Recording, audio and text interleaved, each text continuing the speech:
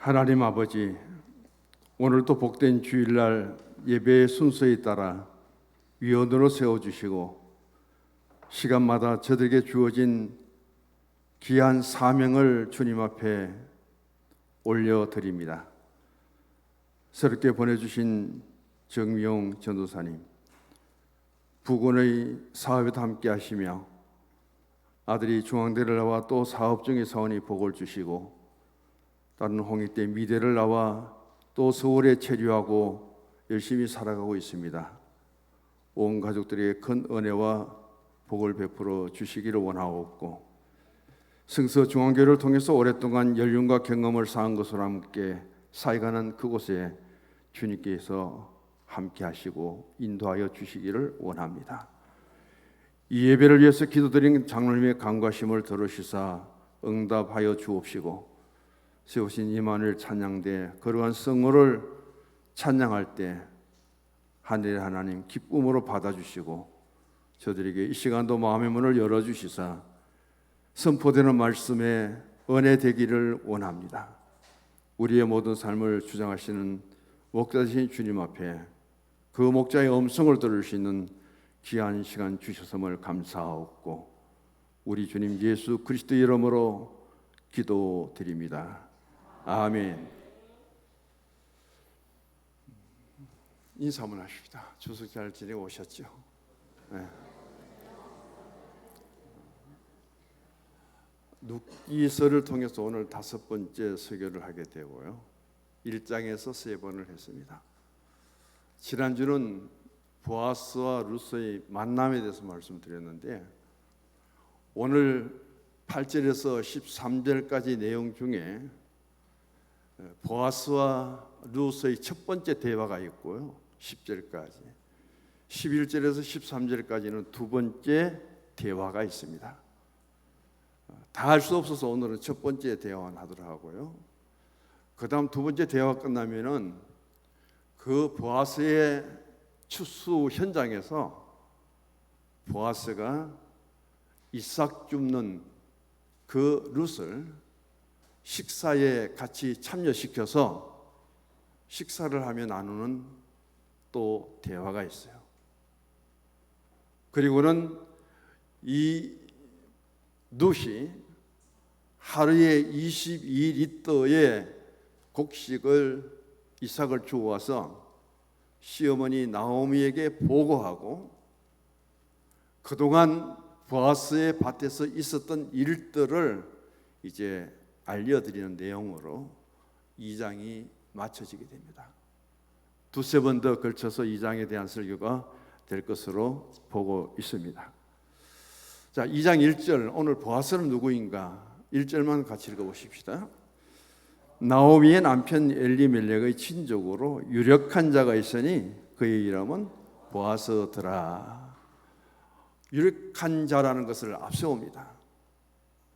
어떤 사람을 소개하게 될 때 이분의 성함은 무엇입니다? 보아스입니다. 그리고 이분은 아주 유력한 자입니다. 이렇게 소개하는 것이 일반적일 거예요.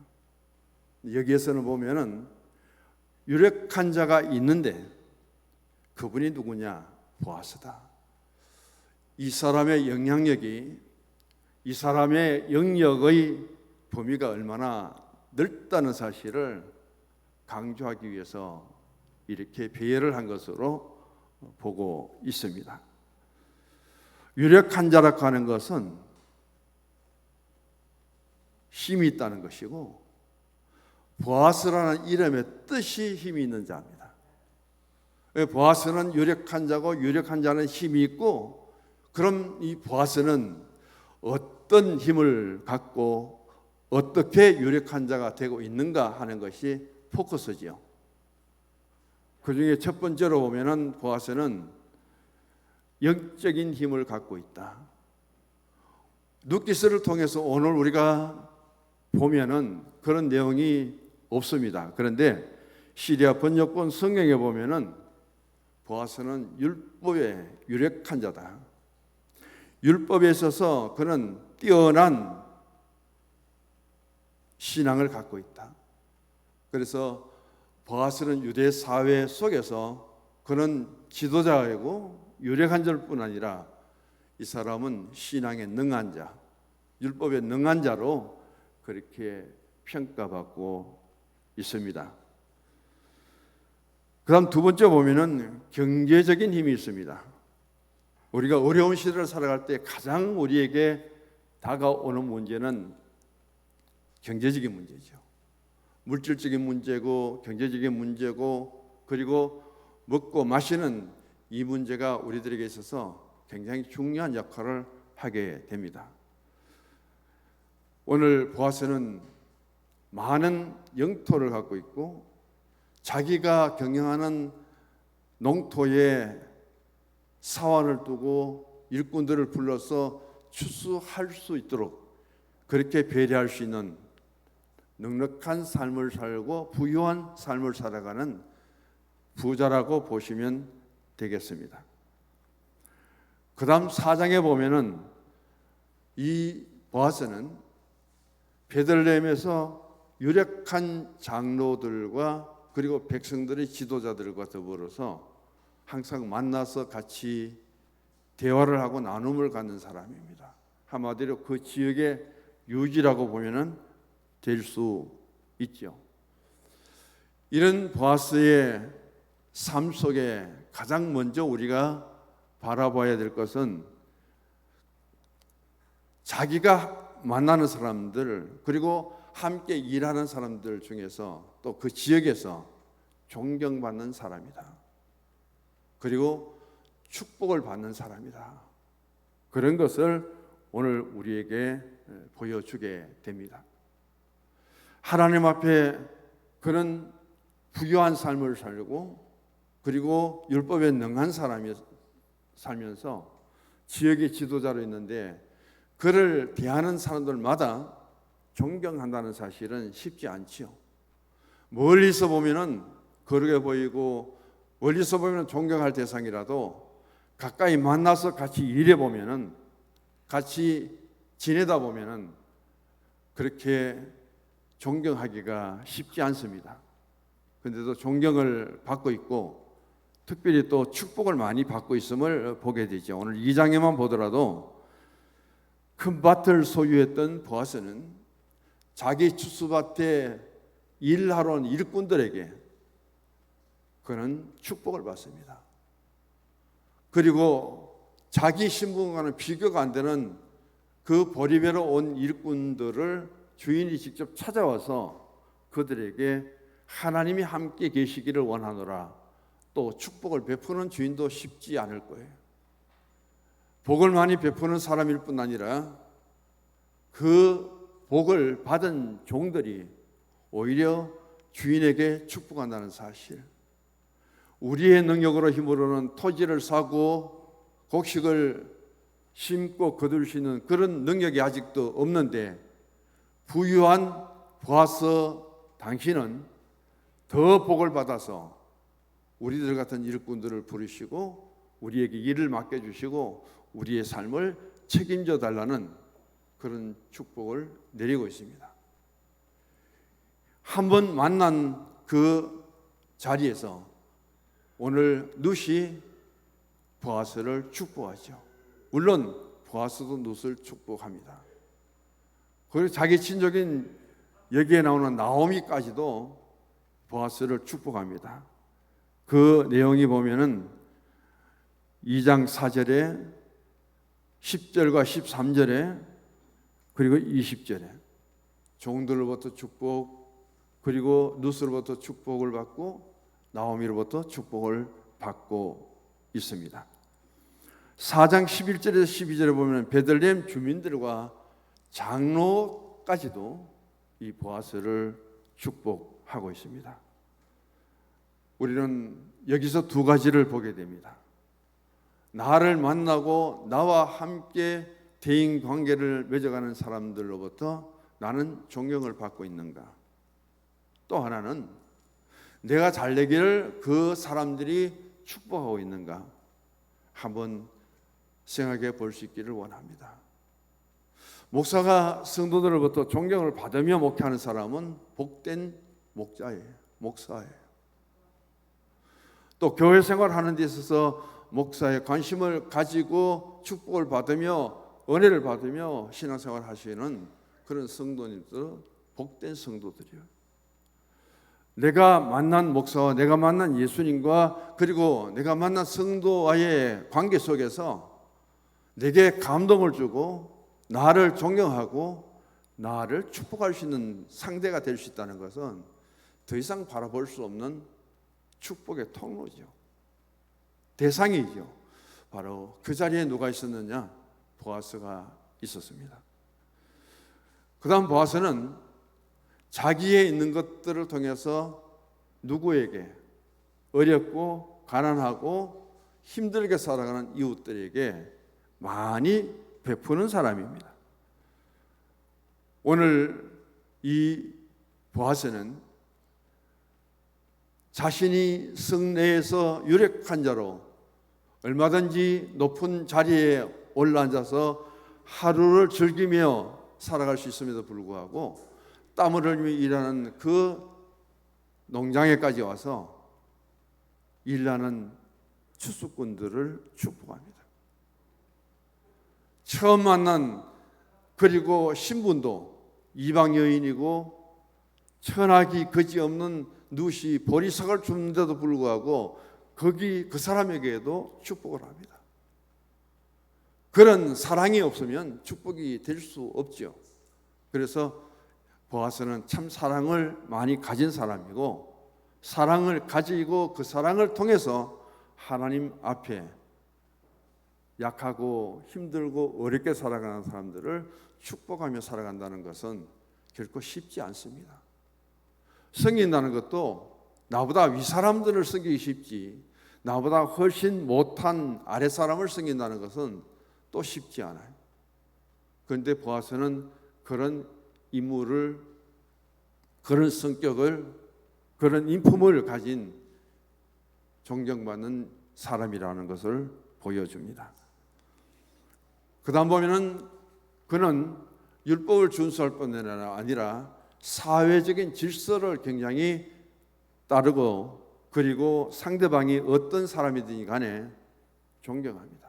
그 문제는 누시라는 한 대상을 두고 사회 질서, 유대 법과 그리고 뒤에 나오는데 계대 결혼법, 수혼 이런 제도가 유대 사회 속에서 법으로 정해져 있는데 서두르지 않아요.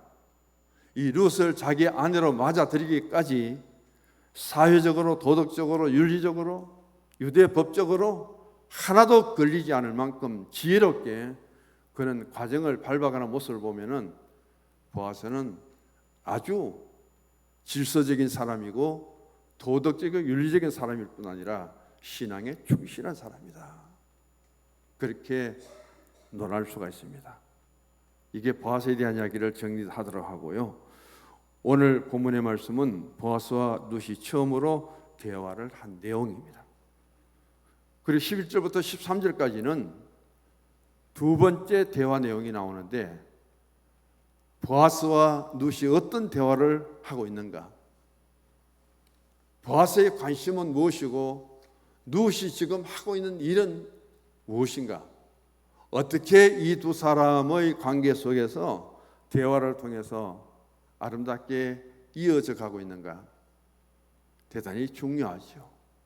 나중에 말씀드리겠는데 여기 나온 보아스는 예수님을 상징합니다. 룻기를 통해서 보여주는 룻은 우리 모든 성도들을 가리키는 거예요. 그런 관계 속에서 보아스는 가난하고 불쌍한 룻에게 할 수 있는 대로 자신의 자리에서 구체적이고 실제적으로 가장 선을 베풀고 있음을 보게 됩니다. 그리고 룻에게 그것은 말로 나타났고 두 번째는 행동으로 나타납니다. 보아스는 베는 자들을 거느린 사환에게 룻은 어떤 사람이냐? 이 사환은 일꾼들을 통솔하는 사람이죠. 어떤 팀이면 팀장이고 어떤 단체면 리더자입니다. 이 밭을 관리하면서 지금 보리와 밀을 베는 데 있어서 총 감독이 누구냐 하면은 사환이에요. 이 사환에게 보아스가 질문을 합니다. 룻이 너가 보니까 어떤 사람이냐? 2장 5절 이하에 보면 잘 나오죠. 그 다음 룻이 지금 원하고 있는 것이 무엇이냐? 세 번째 질문은요, 룻이 아침 일찍부터 여기 나와서 일하고 있는 것을 자세히 보았느냐? 이게 보아스가 사원에게 하는 말입니다. 그리고 어떻게 일해 왔는지 그것을 사원을 통해서 룻에 대한 이야기를 자세히 보아스가 듣고 있습니다. 8절에 보시면은 보아스가 룻에게 이렇게 말합니다. 호칭이 중요하죠. 내 딸아, 내 딸아. 여기서 보면은 보아스가 벌써 나이가 많다는 것을 우리가 짐작하게 되고요. 룻을 보고 내 딸아라고 불렀다는 것은 연령적인 차이가 있을 뿐 아니라 이방 여인 모압에서 온 이 룻을 대하기를 아버지의 심정으로 대한다는 거예요. 굉장히 부드럽고 그리고 친근하게 다가와서 한마디 말만 들어도 가슴이 철렁 내려앉을 수밖에 없는 룻에게 이 보아스는 내 딸아 하고 부르면서 아버지 입장에서 안정을 시키면서 지금 대화를 시작하고 있음을 보게 됩니다. 그렇게 불러놓고 뒷말이 뭐냐면은 내 말을 들으라, 내 딸아 들으라. 그러지 않아도 지금 룻의 관심은 온통 보아스에게 있습니다. 저 주인이 나를 보고 그리고 이 농장에서 이삭 주는 나에게 어떤 생각을 갖고 있고 무슨 말씀을 하실까 이미 듣고 있는데도 불구하고 내 딸아 들으라 하고 다시 한번 강조하고 있음을 보게 되지요. 그 말은 귀를 기울이라. 또 다른 뜻은 잘 들으라는 뜻입니다. 지금 보아스가 하고 있는 한 말 한 말을 잘 듣고 그리고 귀를 기울여서 잊지 말라는 의미를 갖고 있죠. 성경이나 우리는 많은 곳에서 이스라엘아 들으라, 세마라고 하는 단어 많이 들었을 거예요. 이스라엘아 들으라. 우리는 신명기 6장 4절에서 5절 우리 하나님은 오직 여호와 하나님이시고 마음을 다하고 그리고 성품을 다하고 힘을 다하여 너희 하나님을 사랑하라. 이게 세마 교육이에요. 들으라는 교육이죠. 그렇게 이 보아스는 처음 만나서 나누는 대화 속에 얼마만큼 친근하게 다가가느냐. 룻에게 아버지의 심정으로. 그리고 호칭을 붙이는데 자기 딸처럼 여기면서 다가왔다는 사실. 우리는 하나님이 아담에게 찾아오실 때 그 부르심은 아담아 아담아 네가 어디 있느냐. 주님이 우리에게 찾아오실 때 주님 찾아오셨네. 얼마나 많은 우리가 찬송가를 반복해서 부르고 있습니까?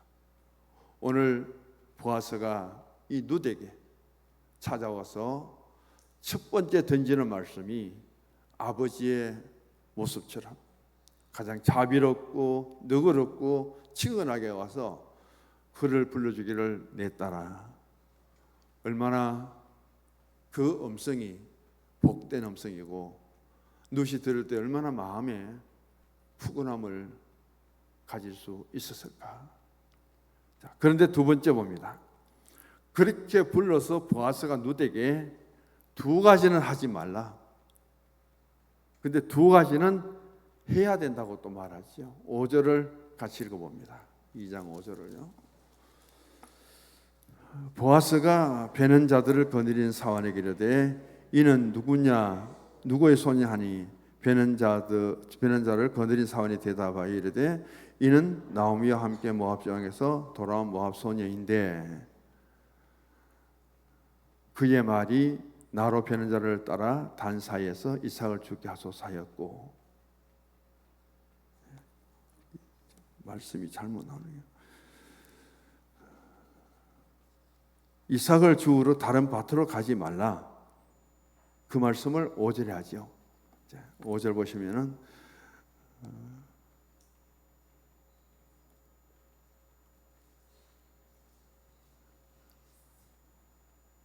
7절입니다. 이삭을 죽게 하소서였고요. 8절에 보면은 내 딸아 이삭을 주우러 다른 밭으로 가지 말라. 예, 성경 8절에 나옵니다. 그리고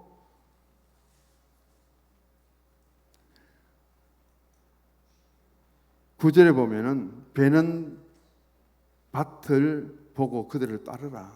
두 가지를 말하면서 여기 나옵니다.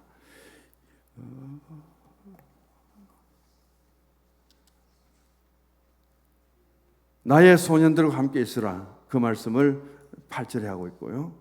보아스는 룻을 단순히 이삭 줍는 여자로 생각하지 않고 자기가 돌보고 자기 책임하에 있는 일꾼의 한 사람으로 생각한다는 뜻이고요. 그 다음 추수의 일꾼을 구할 때 두 부류로 여기에서 나눕니다. 한 부류는 남자들이고 또 한 부류는 여자라는 것이죠. 여기서 첫 번째 그들 부류는 남자들이 이삭을 보리를 베면은 그 다음 뒤에 따른 여자들은 보리단을 묶는 거예요. 그래서 그들이라는 단어가 나올 때마다 앞에 나오는 단어는 보리베는 남자를 가리키고 뒤에 그들은 보리단을 묶는 여자를 가리킵니다. 보리를 줍는 데 있어서 이삭을 줍는 데 있어서 그 줍는 사람은 룻입니다. 룻이 어느 밭에 가서 보리삭을 줍든지 그것은 자기 마음이죠. 그런데 첫 번째 대화를 통해서 이 보아스가 말하기를 룻에게 다른 밭에 가지 말고 이 밭에서 있으라. 오늘 우리는 만약에 A라는 밭이 있고 B라는 밭이 있을 때 A보다 B의 밭이 더 많은 이삭을 줄 수 있다면 얼마든지 옮길 수 있을 거예요.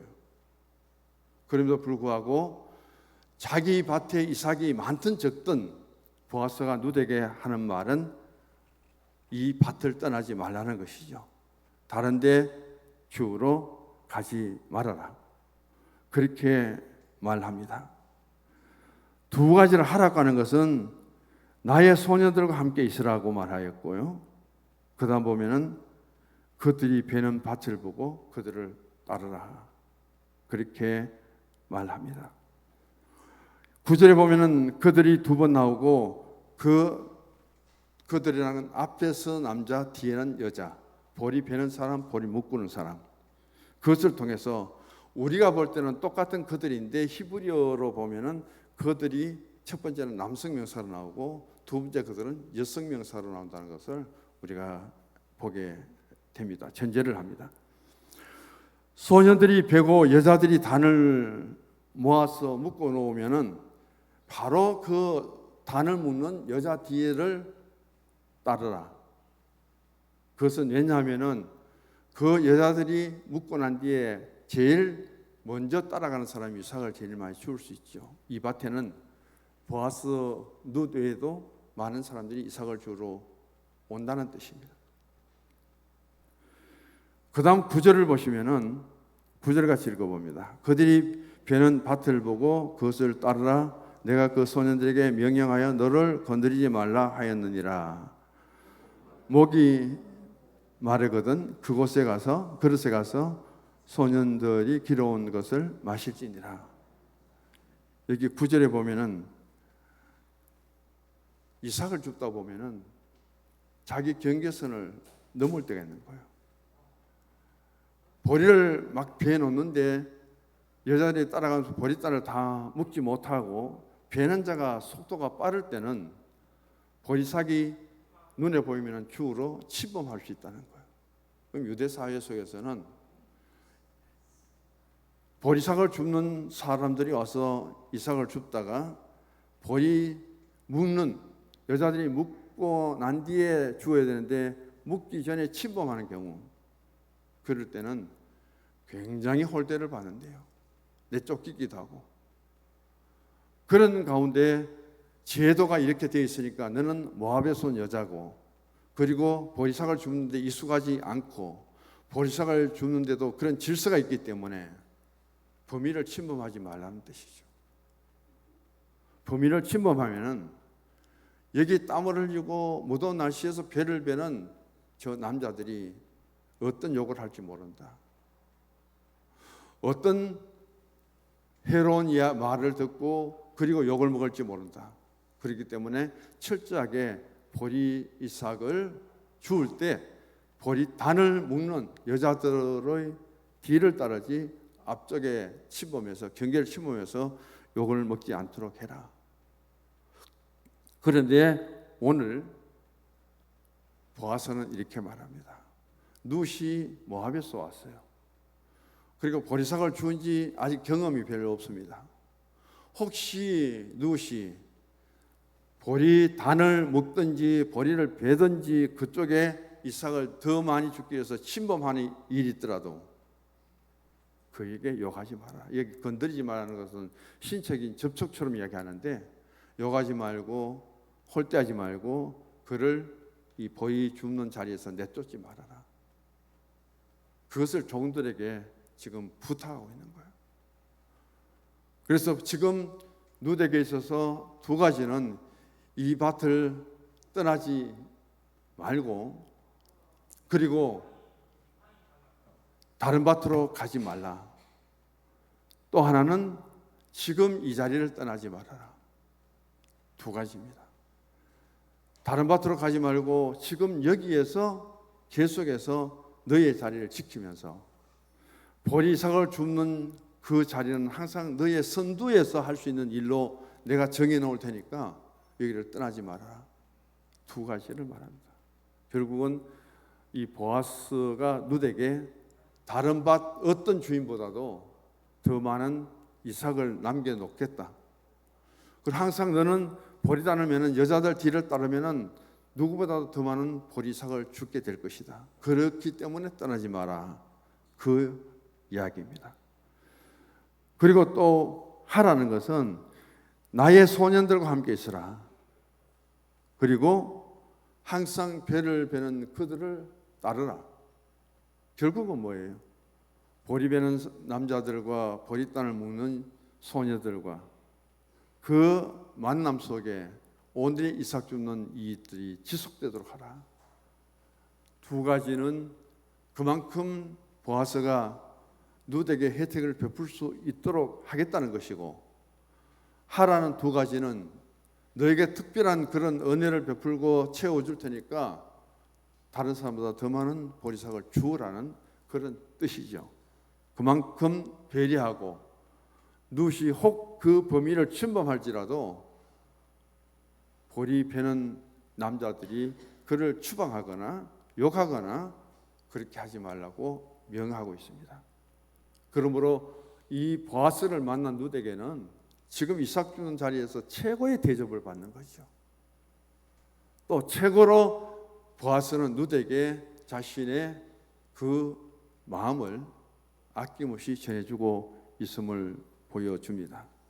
이게 세 번째 이야기죠. 오늘 이런 혜택을 받은 보아스의 관심을 받게 된 이 룻은 그냥 있을 수가 없죠. 그래서 10절을 우리 같이 읽어봅니다. 룻이 엎드려 얼굴을 땅에 대고 절하며 그에게 이르되 나는 이방 여인이거늘 당신이 어찌하여 내게 은혜를 베푸시며 나를 돌보시나이까. 여기 이미 룻은 보아스가 자기에게 얼마나 은혜를 베풀고 보아스의 농장에서 이삭 줍는 이 일이 힘들어도 그만큼 배려해 준다는 사실을 깨닫습니다. 그리고는 보아스 앞에 그는 엎드려서 절을 합니다.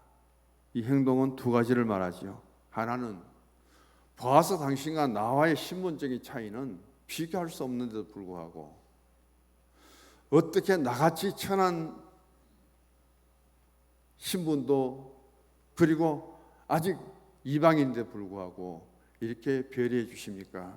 고마움, 감사한 마음도 있지요. 또 하나는 내가 가장 이 농장에서 소외될 수밖에 없는 사람인데, 보리를 베는 사람이나 묶는 사람이나 다 나를 천히 여기고 짓밟아도 나는 할 말이 없는데 어떻게 이 농장의 주인, 가장 높은 보아스 당신이 가장 천한 나를 그렇게 배려해 주고 있습니까? 이 두 가지 사실 앞에 룻은 엎드려서 절을 하면서 그 감사함을 베풀고, 그 다음 나는 이방인인데 당신이 어찌하여 내게 큰 은혜를 베푸시고 나를 돌보시나이까. 아직도 룻은 그런 은혜를 받을 만한 처지가 안 됩니다. 그리고 아직도 그런 은혜를, 보아스의 배려를 받을 만한 가치의 자리에 있지도 않습니다.